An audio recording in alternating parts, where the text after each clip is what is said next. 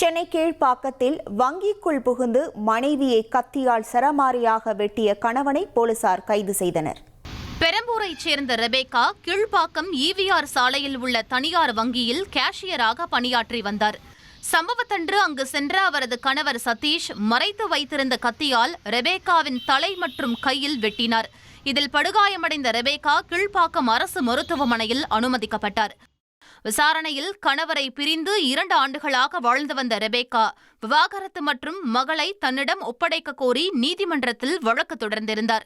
குழந்தையை பிரித்து விடுவார்கள் என்ற அச்சத்தில் கடந்த ஆண்டு வேளச்சேரியில் மகளை கொலை செய்த சதீஷ் தற்கொலைக்கு முயன்றதாகவும் கூறப்படுகிறது. இந்த வழக்கில் சிறையிலிருந்து கடந்த வாரம் வெளியே வந்த அவர் மீண்டும் ரெபேக்காவை கொலை செய்யும் நோக்கில் வங்கிக்கு சென்று தாக்கியதாக போலீசார் கூறினர்.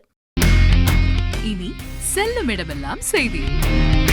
தந்தை டிவியின் வாட்ஸ்அப் சேனலை ஃபாலோ பண்ணினா செல்லருக்கும் இடமெல்லாம் செய்தி. இதோ QR கோட் இப்பவே ஸ்கேன் பண்ணுங்க, ஃபாலோ பண்ணுங்க.